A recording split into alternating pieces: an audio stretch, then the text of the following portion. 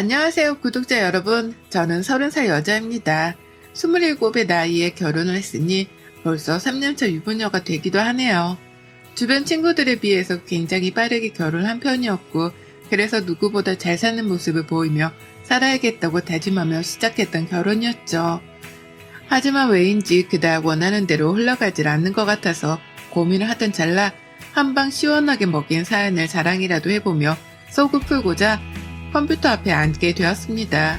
긴 글이 될 것 같지만 재미나게 읽고 응원의 한마디라도 꼭 남겨주세요. 저희 남편은 저하고 대학 때부터 선후배로 지내오던 사이였어요. 워낙 오래전부터 봐오기도 했고 그래서 서로의 과거 따위도 진작에 터놓고 지냈습니다. 저도 남편이 대학 때 어느 선배를 또 어느 후배를 사귀었었는지에 대해서 또렷하게 기억이 나고 남편 또한 제 첫사랑 그리고 첫 남자친구가 누구인지 알고 있었죠.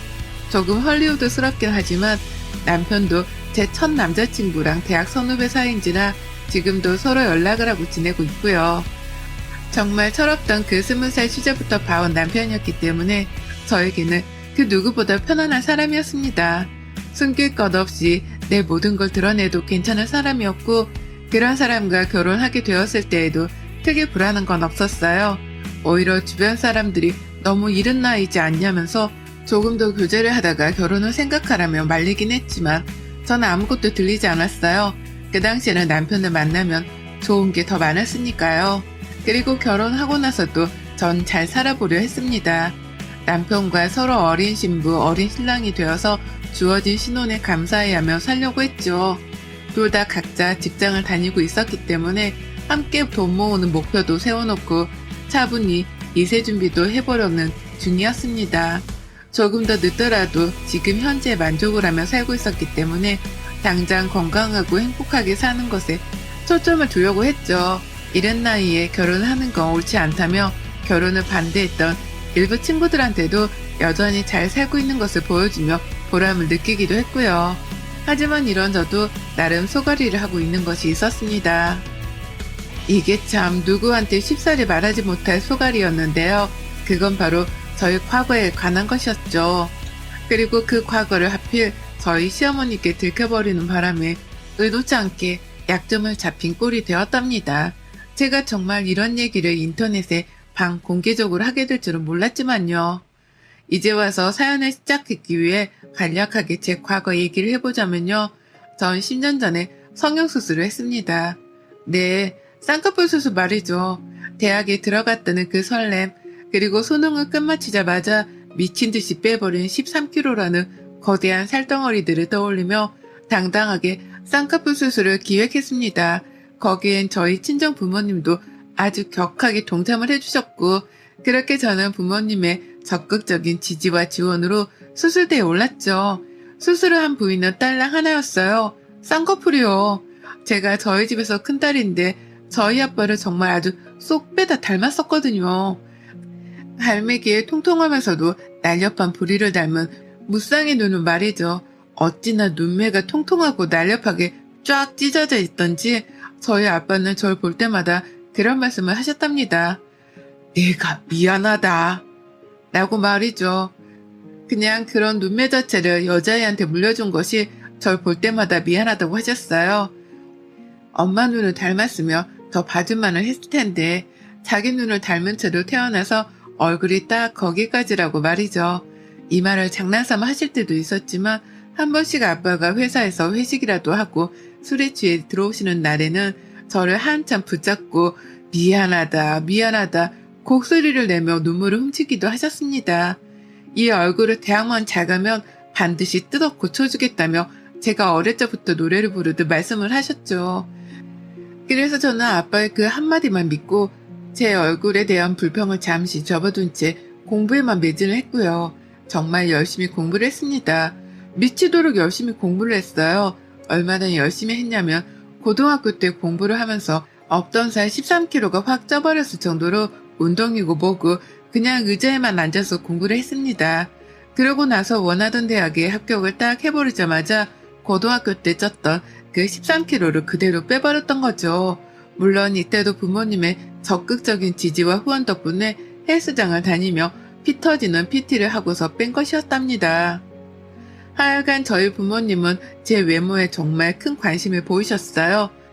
덕분에 저도 살도 빼고 대학 들어가며 수술도 받아서는 나름 개가천선을 했죠. 운이 좋게도 쌍꺼풀 하나를 수술했을 뿐인데 정말 사람 인상이 180도 달라지더라고요. 동그스름했던 무쌍의 눈에 쌍꺼풀이 생겨나니 흡사 손혜진의 눈을 여상케 하는 반달 눈웃음의 소유자가 되어버렸답니다. 그 덕에 자신감도 정말 많이 생겨났고 대학 내내 인기도 정말 많았어요. 단 다른 과를 다니는 학생들에게 더 인기가 많았죠. 왜냐고요? 저희 과 애들은 제가 쌍꺼풀 수술한 걸 다 알고 있었거든요. 수능을 끝마치고 살까지 빼놓은 수술을 해버린 바람에 거의 수술을 하자마자 대학 입학식에 참석을 했답니다. OT도 갔었고요. 그래서 눈에 붓기가 살짝 덜 빠진 상태였고 그 바람에 저희 과 애들은 한동안 쌍수한 신입생이라는 명칭으로 저를 부르고 다녔어요. 물론 다 농담이 섞인 호칭이긴 했지만 그 덕에 저희 과 친구들은 모두가 저의 성형수술에 대해 알았답니다. 같은 과는 아니었지만 저희 과 사람들과 왕래가 잦았던 저희 남편과 그 무리의 친구들도 제 수술에 대해서는 익히 잘 알았고요. 근데요, 이 사실을 결혼하고 저희 어머님이 알게 되셨어요. 결혼 전에는 남편이 굳이 말할 이유가 없었으니 말을 안 했을 거고 결혼하고 나서도 굳이 며느리의 성형수술에 대해서는 대화를 할 일이 없으니 비밀로 하고 있었습니다. 저도 이왕이면 시어머니가 며느리를 태생부터 예뻤던 아이로 봐주시길 바랬으니까요. 아니 근데 한 번은 밥을 먹다가 시어머니가 제 눈을 너무 뚫어져라 보시는 거예요. 그리고서는 밥을 먹다 말고 바로 이렇게 물어보셨죠. 너 수술했지? 무슨 쌍꺼풀 손이 그렇게 짙어? 라고요. 근데 이 말에 제가 거짓말을 못했습니다. 사실인데 사실이라고 대답을 해야 하나 말아야 하나 싶어 잠시 당황을 하던 중 망설이는 모습에 어머님이 단박에 눈치를 채버리셨거든요. 너 했구나? 한 줄 알았어. 라고 말이죠. 그렇게 저는 하필 시아버지랑 저보다 한 살 어린 시누이까지 있는 그 식탁 앞에서 성형 고백을 해버렸고요. 제 얼굴이 민망해지고 불켜지는 건 모르는 건지 시어머니는 그 자리에서 정말 한참을 깔깔거리며 웃으셨어요.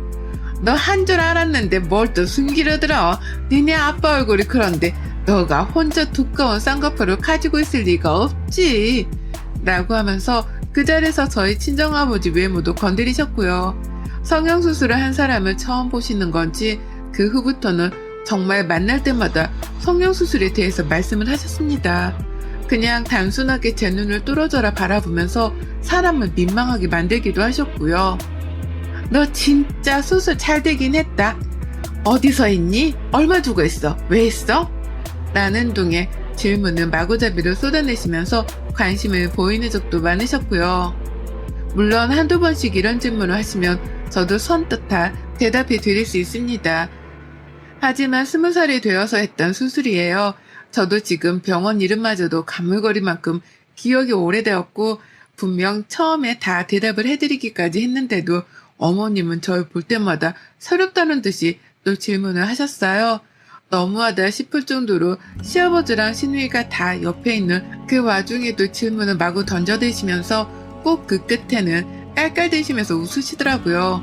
너 근데 수술은 왜 한 거니? 누가 하래? 너네 부모님도 하라고 허락해줬어? 라고 말이죠.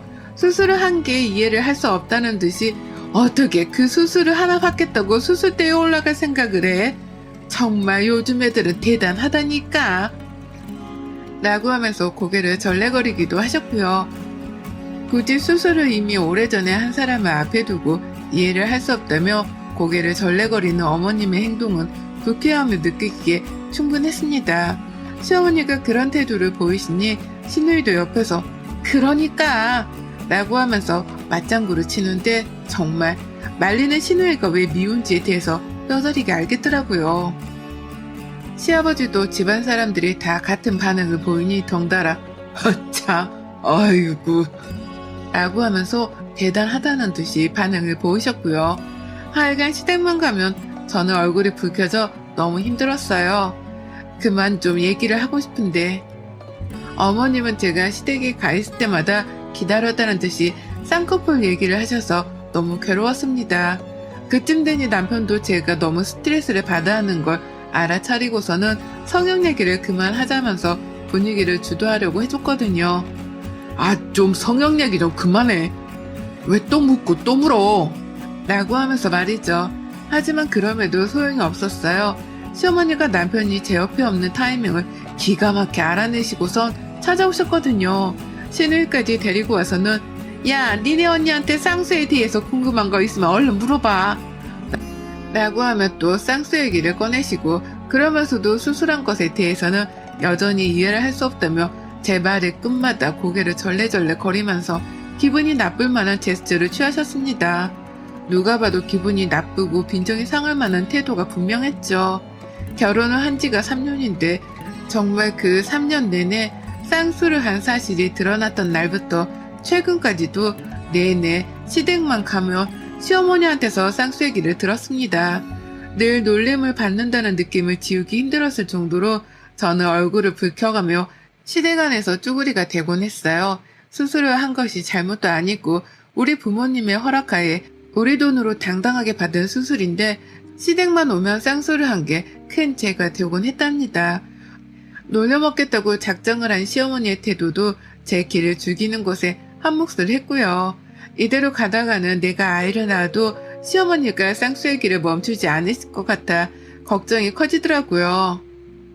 내 아이 앞에서도 니네 엄마 쌍수한 거라고 말씀을 하시면 어쩌나 싶어서 말입니다. 그런데요, 이 영원히 끝나지 않을 것 같던 쌍수의 지옥이 그 끝에 보이기 시작했습니다. 그건 바로 추석 직전에 쌍수를 받기 위해 수술대에 자진해서 올라가 버린 시누이 덕분이었죠. 그동안 3년 내내 시어머니 옆에서 시어머니가 제 쌍수에 대해 비꼬고 웃어가며 놀려대고 있을 때 시누이는 단 한 번도 제 편을 들어준 적이 없었습니다. 시누이의 입에서 수술을 할 수도 있지 라는 말을 단 한 번이라도 들었다면 제가 이렇게까지 시누이를 미워하진 않았을 거예요. 하지만 시누이는 정말 그 한마디를 해주지 않았어요. 늘 시어머니 옆에서 그러니까 내 말이 대단해 라는 추임새를 넣어가면서 시어머니의 말씀에만 동조를 했고요. 자신은 쌍수라는 성형수술 자체에 대해서 관심이 1도 없는 사람이라는 걸 너무나 당연하다는 듯이 보여줘왔기 때문에 감히 상상도 못했습니다. 감히 시누이가 수술대에 자진해서 올라갈 것이라고는 정말 단 한 번도 상상을 못했답니다. 그런 시누이는 온 시댁 가족들도 모르는 사이에 혼자 자진해서 돈을 모아 수술 예약을 잡고서는 수술을 받아버렸죠. 시간상으로 따지면 이미 몇 달 전에 수술 예약을 했었을 것이고 그러면 최소 반년 전부터 성형수술을 하고 싶다는 생각을 했었기에 뻔하잖아요. 하지만 시누이는 놀랍도록 자신의 감정을 숨겨왔어요. 제 앞에서 단 한 번도 수술을 하고 싶단 말이나 표정을 지어 보이거나 꺼내본 적도 없었습니다. 그렇게 속을 꽁꽁 숨겨두고서는 뜬금없이 추석 연휴에 수술을 딱 받고선 눈에 얼음팩을 쥐고선 기어 들어왔다고 하네요. 시어머니는 그 꼴에 기함을 치면서 저한테 도움을 요청한다고 저 불러내셨고요. 그래서 저는 이번 추석에 제사고 보고 뒤집어진 시댁에서 분위기 파악을 하고 시누이의 병간호를 하느라 아무것도 하지 못했습니다. 아무 음식이며 제사 준비며 그딴 것들은 하질 않았고요. 오히려 정말 몸 편히 마음 편히 시누이 옆에서 시중 들어주고 누워있는 애 눈에 얼음팩을 바꿔줘가면서 농땡이만 쳤어요. 이게 어떻게 가능했냐고요? 시어머니가 정말 크게 충격을 받으셨거든요. 신우가 수술을 받고 시댁으로 기어 들어오다시피 한 날 시어머니는 고함을 치면서 저한테 연락을 하셔서는 당장 시댁으로 와달라고 애원을 하셨답니다. 내가 진짜 살다 이걸 어쩜 좋아 라고 하면서 격해지고 화가 난 감정을 주체조차 못하시면서 거칠게 집으로 와달라고 하셨죠. 놀란 마음에 남편이랑 같이 시댁으로 퇴근해서 만났는데요. 세상에, 그때 저도 처음 봤죠. 혼자 수술을 받고는 집에 와 드러누워있던 시누이를 말이죠. 시아버지랑 시어머니는 꿈에도 생각을 못했다며 화딱지나 죽겠다며 목소리를 키우고 난리도 아니셨습니다. 시어머니는 그 중에서도 가장 심하셨죠. 그간 한 번도 빼놓지를 않고 며느리를 볼 때마다 쌍수 소리를 해가면서 놀려먹는 재미에 사셨던 게 어머님이셨습니다. 어찌나 심했는지 제가 쌍수의 쌍자만 들어도 자다가 발을 돌려차기 하면서 벌떡 일어날 만큼 그 소리에 질리도록 이골이 난 사람이었어요. 시어머니는 그 누구보다 당당하고 가장 자신 있는 목소리로 쌍수는 해서 안 되는 거라며 놀려먹으셨고요. 그리고 그런 말을 하면서 옆에서 같이 동조를 해주는 자기 딸이랑 신이 나서는 더욱 희열을 느끼셨을 것이라 생각됩니다. 딱 그런 교활하고도 못되어 처먹었던 표정을 지어 보이곤 하셨으니까요. 그런데 당신의 딸이 다른 사람도 아닌 당신의 딸이 수술을 받고서는 드러누워 있으니 오죽 빡이 치셨겠어요. 하필 다른 날도 아니고 추석 연휴에 그 꼴을 하고 나타났으니 며느리 앞에서도 면목도 안 섰을 겁니다. 저한테 했던 것처럼 당신의 딸을 놀려먹을 수도 없을 테고 생각이 많으셨겠죠. 그런 시어머니의 속마음을 이해해보려고 하니 저는 꼬셔서 죽겠더라고요. 지금 이 상황에 혼자 얼마나 체면에 안 선다고 쪽팔려 하고 계시려나 싶어서 말이죠. 그래서 저는 더욱 당당하고 더욱 뻔뻔하게 시어머니 앞에 남아있기로 했습니다. 제 앞에서 무슨 표정을 짓는지도 쭉 보려고 했고요. 옆에 붙어 있어서 어머님의 반응을 찬찬히 살피면서 저 또한 한마디씩 거들며 지난 3년간 겪었던 그 쪽팔렸던 순간들을 죄다 되돌려받고 싶었어요. 그래서 저는 아가씨의 옆에 남아있었습니다. 빡이 쳐서 제사상을 차릴 힘도 안 난다며 아무것도 하질 않는 시어머니의 옆에서 굳이 수술을 한 경험으로 말씀을 드리면요. 라고 말을 받아쳤어요. 그리고는 이내 이렇게 설명을 드렸습니다. 이럴 때는 옆에서 간호를 잘 해줘야 나중에 어머님이 저한테서 발견하신 것만큼의 수술자국도 안 남아요. 아가씨도 시집가서 시어머니 되는 사람한테 수술했다고 놀림받으면 안 되잖아요. 제가 당했던 것처럼요. 어머님도 설마 아가씨가 그런 취급받길 원하시는 건 아니시죠? 그럼 저한테 맡기세요. 제가 옆에서 경험자로서 간호를 잘 할 테니까 어머님은 아무 걱정 마세요. 라고 말이죠. 그리고는 정말 아무것도 하지 않은 채 신우 옆에 있었습니다. 일어서라는 신우한테도 그냥 누워있으라면서 굳이 제가 옆에서 시중을 들었어요. 왜냐고요? 시어머니가 제사 차리는 걸 도와드리고 싶지 않았거든요. 그래서 신우 옆에 있으면서 굳이 신우가 해도 되는 물 떠오는 일도 제가 했고 애 하나 키우는 것 마냥 신우를 눕혀놓기만 하고서 누워있어야 하는 거예요. 눈을 감고 있어야 붓기가 안 생겨요. 라는 잘 기억도 안 나는 관리법을 제 마음대로 지어냈죠. 그러면서 신우 옆에 있느라 시어머니는 혼자 바쁘고 난리셨습니다. 멋대로 수술을 하고는 신우 욕도 해야 하는데 그 옆에서 간호하고 있는 수술 경험자인 며느리 앞에서 쉽사리 욕도 못하겠고 또 그 와중에 놀려먹는 재미로 살았던 며느리가 자기 딸을 간호해준다고 저리 나서주니 미안해서 더 군말도 못하겠고 오죽 입장이 난처하고 또 괴로우셨을까요? 그래서인지 어머님은 제가 잠시 신우 옆에 앉아서 핸드폰이나 하며 한눈을 파는 사이 자기 혼자서 제사상 음식까지 차리기 시작하셨고요. 혼자 전을 부치면서 저한테 슬쩍 물어보시더라고요. 전을 먹을 거냐고 말이죠. 먹고 싶다고 하니 예쁜 그릇에다가 전 몇 개를 놓아서는 들고 오시는데 그 표정에서 쪽팔려 죽겠다는 기분을 확 느낄 수 있었습니다. 어머님은 자신의 감정을 숨기고 싶으신 건지 황급히천만 갖다 놓고서는 신우이를 한번 보자마자 길게 한숨을 쉬시더니만 저 썩을 년 이라는 혼잣말을 내뱉고선 도로 방을 나가셨죠. 그렇게 어머님은 무려 제사상에 올라가는 그 많은 음식들을 혼자 다 챙겨 만드셨고요. 그걸로도 모자라 제사를 지내려는 와중에 제 눈치란 눈치를 그렇게나 보면서 기어 들어가는 목소리로 부르시더라고요. 얘야 우리 이제 제사 지내려는데 나와볼래? 아님 거기 있을래 그냥? 라고 하면서 저에게 제사를 지낼지 말지에 대한 의중까지 물어보셨습니다. 그간은 당연하다는 듯이 일을 시키고 나와서 돕게 하시던 어머님이 완전히 딴 사람으로 바뀌어버린 순간이었죠. 그런 어머님을 보는데 소름이 다 돋더라고요. 저 사람이 갑자기 왜 안 하던 짓을 하나 싶어 말이죠. 근데 저도 정말 대단했습니다. 눈치 보는 시어머니가 애처로우면 그냥 맞장구를 쳐주기만 해도 되었을 텐데요. 그간에 저한테 쌍수가 어쩌네 이해가 안 가네 하면서 놀려먹던 그 지독스럽던 표정들이 떠오르니 그냥 넘기고 싶지가 않더라고요. 그래서 저도 모르게 대답을 이렇게 해버렸어요. 어머님 왜 안 하던 걸 하고 그러세요. 저 무섭게. 원래 안 하던 짓 하면 사람이 아니에요. 라고요. 안 하던 짓을 하면 죽는다고 하더라는 말을 하려고 하다가 이렇게까지 말을 하면 너무 심한가 싶어서 저 스스로 멈칫거렸습니다. 그러자 어머님은 제가 한 말을 알아차리기라도 했다는 듯이 바로 표정을 구겨버리면서 어쩔 줄 몰라 하셨어요.